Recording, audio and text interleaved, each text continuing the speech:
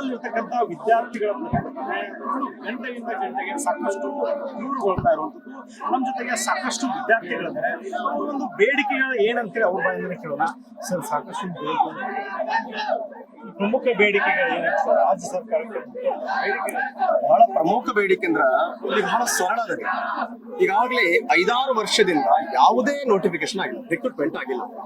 ಇಲ್ಲಿ ಹಳ್ಳಿಗಳಿಂದ ಪ್ರತಿ ತಿಂಗಳ 5-5 ಸಾವಿರ ಅವ್ರ ಮನೆಯವ್ರು ಕೊಟ್ಟು ಕಳಿಸಿ ವಿದ್ಯಾರ್ಥಿಗಳಿಗೆ ಓದ್ಬೇಕಂದ್ರೆ ತುಂಬಾ ಕಷ್ಟ ಆಗ್ತದೆ.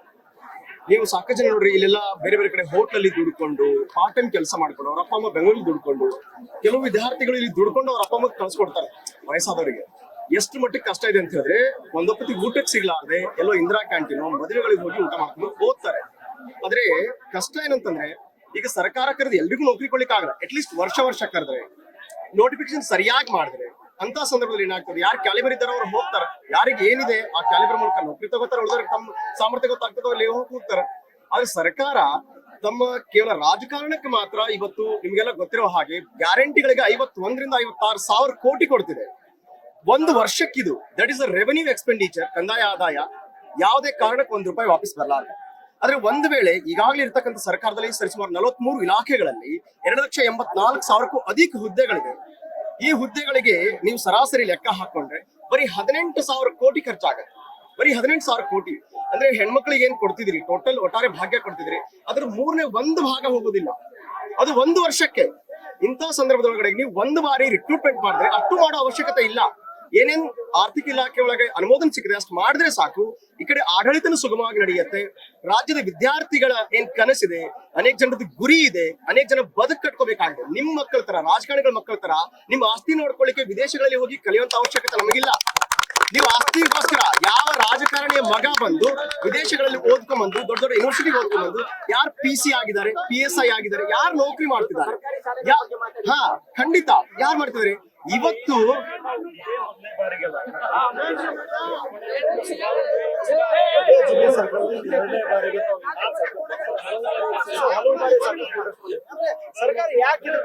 ಸರ್ಕಾರ ಯಾಕೆ ಮಾಡ್ತಿಲ್ಲ ಅಂದ್ರೆ, ಬಹಳ ಸಿಂಪಲ್ ಒಂದು ಉದಾಹರಣೆ ಕೊಡ್ತೀನಿ. ಸರ್ಕಾರ ಯಾಕೆ ರಿಕ್ರೂಟ್ಮೆಂಟ್ ಒತ್ತು ಕೊಡಲ್ಲ ಅಂದ್ರೆ, ಇವತ್ತು ಅರ್ಥ ಮಾಡ್ಕೊರಿ, ಬಡವ ಶ್ರೀಮಂತ ಎಲ್ಲಿ ತನಕ ಕ್ರಿಯೇಟ್ ಆಗಲ್ಲ ಅಲ್ಲಿ ತನಕ ರಾಜಕಾರಣಿ ಬದುಕಲ್ಲ. ಎಲ್ಲಿ ತನಕ ನಿಮ್ಗೆ ನರಳಾಡ್ಸಲ್ಲೋ ನೀವು ನರಳಿ ಹೋಗ್ಬೇಕು. ಕೇವಲ ಸರ್ಕಾರದ ಕಡೆಗೆ ಗ್ಯಾರಂಟಿ ಕೇಳೋ ಲೆಕ್ಕಕ್ಕೆ ಅಥವಾ ನಿಮ್ ಸರ್ಕಾರ ನಮ್ಗೆ ಏನ್ ಕೊಡಬಲ್ದು ಅಂತ ನಾವು ಕೇಳೋ ಮಟ್ಟಿಗೆ ಇಳಿಬೇಕು. ಆ ಸಂದರ್ಭದಲ್ಲಿ ಮಾತ್ರ ಸರ್ಕಾರ ನೌಕರಿ ಕರಿಬಹುದು. ಅಂದ್ರೆ ಬದುಕೆಲ್ಲ ಹಳಸಿ ಹೋಗ್ಬೇಕು, ಬಡವರಾಗೇ ಉಳಿಬೇಕು. ಅದೇ ಮಾತ್ರ ಹೇಳ್ತಿರೋದು. ಸರ್ಕಾರಿ ಶಾಲೆಗಳನ್ನು ಕೂಡ ಬಂದ್ ಮಾಡ್ತೀರಿ. ಇವತ್ತು ಒಬ್ಬ MLA ನಿಮ್ಮ ಊರಲ್ಲಿ ಏನ್ ತೆಗಿತಾನೆ? ಬಾರ್ ತೆಗಿತಾನೆ, ರೆಸ್ಟೋರೆಂಟ್ ತೆಗಿತಾನೆ, ಅಥವಾ ತಂದೆ ಆದ ಒಂದು ಏನೋ ತೆಗಿತಾನೆ. ಆದ್ರೆ ಜನರ ಕೆಲಸಕ್ಕೆ ಏನಾರು ಕೊಡ್ತಾನ? ಒಂದು ಪ್ರೈವೇಟ್ ಸ್ಕೂಲ್ ತೆಗಿತಾನೆ. ಅದೇ ಊರಲ್ಲಿ ತನ್ನ ಏನ್ ಗೌರ್ಮೆಂಟ್ ಸ್ಕೂಲ್ ಇರುತ್ತೆ ಅದನ್ನ ಬಂದ್ ಮಾಡ್ತಾನವ. ಯಾಕೆ? ತನ್ನ ಸ್ಕೂಲಿಗೆ ಬರ್ಬೇಕು, ತನ್ನ ಬಾರಿಗೆ ಬರ್ಬೇಕು, ತನ್ನ ರೆಸ್ಟೋರೆಂಟ್ಗೆ ಬರ್ಬೇಕು, ತನ್ನ ಪೆಟ್ರೋಲ್ ಬಂಕ್ಗೆ ಬರ್ಬೇಕು. ಯಾವುದೇ ಕಾರಣಕ್ಕೂ ಕೂಡ ಒಬ್ಬ ರಾಜಕಾರಣಿ ಅಲ್ಲಿ ಕೆಲಸ ಕ್ರಿಯೇಟ್ ಮಾಡ್ತಾನ. ಅವ್ರು ದುಡಿದಿದ್ದು ಇವನಿಗೆ ಕೊಡ್ಬೇಕು, ಅವನು ತಾನೇ ದುಡ್ಕೋಬೇಕು. ಎಲ್ಲಾ ರೀತಿಯಲ್ಲಿ ನೀವು ಬಡವರಾಗ್ರಿ, ನಾವು ಶ್ರೀಮಂತರಾಗ್ತೀವಿ. So this is what we call the feudalism. Again, ಈ ದೇಶದಲ್ಲಿ ಶ್ರೀಮಂತರು ಬಡವರು ಅನ್ನುವಂತ ಈ ಒಂದು ಪರಿಕಲ್ಪನೆ ಯಾವ ಮಟ್ಟಕ್ಕೆ ಹೋಗುತ್ತೆ ಅಂದ್ರೆ ಅದನ್ನ ಕೇಳಬಾರ್ದು. ಅದಕ್ಕೆ ವಿದ್ಯಾರ್ಥಿಗಳನ್ನ ಕೇಳ್ಕೊತೀನಿ, ಎಷ್ಟೋ ಒಳಗಡೆ ಕೂತ್ ಓದ್ತಿದ್ರಿ. ಇವತ್ತು ನೋಡಿ, ಕ್ರಾಂತಿ ಆಗ್ಲಾರ್ದೆ ಜಗತ್ತಲ್ಲಿ ಯಾವತ್ತಿಗೂ ಕೂಡ ಬದಲಾವಣೆ ಆಗ್ಲಿಕ್ಕೆ ಸಾಧ್ಯ ಇಲ್ಲ. Revolution is very very must. It is the compulsory. Revolution ಆಗಿಲ್ಲ ಅಂತ ಅನ್ಕೋರಿ, ಯಾವುದೇ ಕಾರಣಕ್ಕೆ ಬದಲಾವಣೆ ಆಗಲ್ಲ. ಸಿದ್ದರಾಮಯ್ಯ ಒಂದ್ ಕಾಲಕ್ಕೆ ತಾನು ಕೂಡ ಬಾಡಿಗೆ ಕಟ್ಟಕ್ ಆಗ್ಲಾರ್ದೆ ಬೆಂಗಳೂರು ಓಡೋಗಿದ ಅಂತ ಟಿವಿಯಲ್ಲಿ ಮಾತಾಡ್ತೀರಿ. ಆದ್ರೆ ಅದೇ ಸಿದ್ದರಾಮಯ್ಯ ಇಲ್ಲಿ ಹುಡುಗರು ಬಾಡಿಗೆ ಕಟ್ಟಕ್ ಆಗ್ಲಾರ್ದೆ ಇಲ್ಲಿ ಊರ್ ಬಿಟ್ಟು, ಧಾರವಾಡ ಬಿಟ್ಟು ಬೇರೆ ಕಡೆ ಹೋಗ್ತಿದ್ದಾರೆ ಅನ್ನೋದು ಯಾಕೆ ಅವ್ರಿಗೆ ಗೊತ್ತಾಗ್ತಿಲ್ಲ? ರೈತರ ಮಕ್ಕಳೇ, ಯಾರು ಕೂಡ ಏನಲ್ಲಿ ಒಂದು ಶ್ರೀಮಂತರ ಮಕ್ಕಳು ಯಾರು ಇಲ್ಲ. ನೀವು ನೋಡ್ರಿ, ಬಹಳ ಸಿಂಪಲ್ ಉದಾಹರಣೆ ಗೊತ್ತಾಗುತ್ತೆ. ಧಾರವಾಡದಲ್ಲಿ ಹೋರಾಟ ಮಾಡಿದ ಮಾತ್ರ ಸಾವಿರಾರು ಜನ, ಇವತ್ತು ನೋಡಿ 20, 30, 40 ಸಾವಿರ ಜನ ಬರ್ತಾರೆ. ಯಾಕೆ ಬೆಂಗಳೂರಲ್ಲಿ ಬರಲ್ಲ? ಇಲ್ಲಿ ಯಾರು ದುಡ್ಡಿದ್ದವರಿಲ್ಲ, ಇಲ್ಲಿ ಬಡವರ ಮಕ್ಕಳು ಇರೋದು. ಅಲ್ಲೆಲ್ಲ ಶ್ರೀಮಂತರ ಮಕ್ಕಳು. ನೀವು ಬೆಂಗಳೂರು ಹೋರಾಟ ಕೂಡ ಮಾಡಿದಿರಿ, ಅಲ್ಲೇ ಕವರೇಜ್ ಮಾಡಿದ್ರಿ. ಯಾರು ಬಂದಿದ್ರು? 100 ಜನ ಬರಲ್ರಿ. ಸ್ವಾಮಿ, ಅರ್ಥ ಮಾಡ್ಕೊಳ್ಳಿ. ಇಲ್ಲೆಲ್ಲ 100 ರೂಪಾಯಿಗೂ ಲೆಕ್ಕ ಹಾಕಿ ಬದುಕ್ತಕ್ಕಂಥ ವಿದ್ಯಾರ್ಥಿಗಳಿದ್ದಾರೆ. ಯಾಕೆ ನಿಮ್ಗೆ ಅರ್ಥ ಆಗ್ತಿಲ್ಲ? ಇಷ್ಟೆಲ್ಲ ಹೋರಾಟ ಹೇಳಿದ್ರು ಈ ಜಿಲ್ಲೆಯ ಉಸ್ತುವಾರಿ ಸಚಿವರು ಬಂದು ಯಾಕಾಯ್ತು ಅಂತ ಕೇಳಲ್ಲ. ಮುಖ್ಯಮಂತ್ರಿ ವಿಧಾನಸೌಧದಲ್ಲಿ ಕೂತಿರ್ತಾರೆ, ಪಕ್ಕದಲ್ಲಿ ಫ್ರೀಡಂ ಪಾರ್ಕ್ ನಡೆಯುವಂತ ಹೋರಾಟ ಗೊತ್ತಾಗಲ್ಲ. ಆದ್ರೆ ಬೇರೆಯವ್ರ ಮಕ್ಕಳ ಮದುವೆಗೆ ಹೋಗ್ತೀರಿ, ಫಿಲಮ್ದೆಲ್ಲ ಉದ್ಘಾಟನೆಗೆ ಹೋಗ್ತೀರಿ. ಆದ್ರೆ ವಿದ್ಯಾರ್ಥಿಗಳು ಯಾವುದೇ ಸಂಬಂಧ ಇಲ್ಲ, ಯಾವುದೇ ಅವಕಾಶ ಇಲ್ಲ. ಇವತ್ತು ರಾಜಕಾರಣಿಗಳು ರಾಜಕಾರಣಿಗಳು ಏನ್ ಪೇಮೆಂಟ್ ತಗೋತಿದ್ರಿ ಅರ್ಥ ಮಾಡ್ಕೋರಿ. ಆ ಪೇಮೆಂಟ್ ಈ ರಾಜ್ಯದ ಬಡ ಜನರು ದುಡಿದು ಕಟ್ಟುವಂತಹ ಪ್ರತಿಯೊಂದು ವಸ್ತುಗಳಿಂದ ಹೋಗುತ್ತೆ.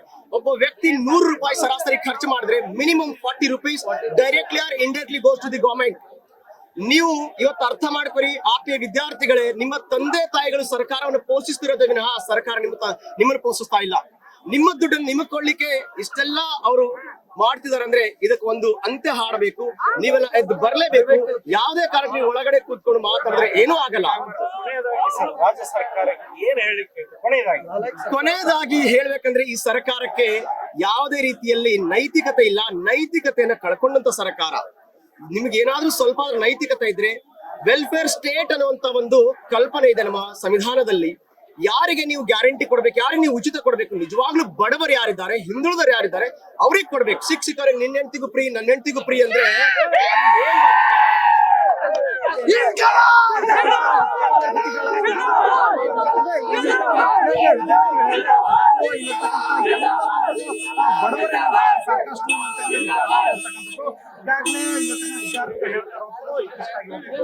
Karnataka TV leader awards 2025 best MLA nomination Kittur Karnataka ವಿಭಾಗ ಬಸನಗೌಡ ಪಾಟೀಲ್ ಯತ್ನಾಳ್ ವಿಜಯಪುರ ಕ್ಷೇತ್ರ, ನಿಖಿಲ್ ಕತ್ತಿ ಹುಕ್ಕೇರಿ ಕ್ಷೇತ್ರ, ಚಂದು ಲಮಾಣಿ ಶಿರಹಟ್ಟಿ ಕ್ಷೇತ್ರ, ಕೋನಾರೆಡ್ಡಿ ನವಲಗುಂದ ಕ್ಷೇತ್ರ, ಗಣೇಶ ಹುಕ್ಕೇರಿ ಚಿಕ್ಕೋಡಿ ಸದಲಗ ಕ್ಷೇತ್ರ, ಅರವಿಂದ ಬೆಲ್ಲದ್ ಹುಬ್ಬಳ್ಳಿ ಧಾರವಾಡ ಪಶ್ಚಿಮ ಕ್ಷೇತ್ರ, ಅಶೋಕ್ ಪಟ್ಟಣ್ ರಾಮದುರ್ಗ ಕ್ಷೇತ್ರ, ಯಶವಂತ ರಾಯಗೌಡ ಪಾಟೀಲ್ ಇಂಡಿ ಕ್ಷೇತ್ರ, ಶ್ರೀನಿವಾಸ ಮಾನೆ ಹಾನಗಲ್ ಕ್ಷೇತ್ರ, ಸಿದ್ದು ಸವದಿ ತೇರದಾಳ ಕ್ಷೇತ್ರ, ಪ್ರಕಾಶ್ ಕೋಳಿವಾಡ ರಾಣೆಬೆನ್ನೂರು ಕ್ಷೇತ್ರ, ಭೀಮನಗೌಡ ದೇವರ ಹೆಪ್ಪರಗಿ ಕ್ಷೇತ್ರ.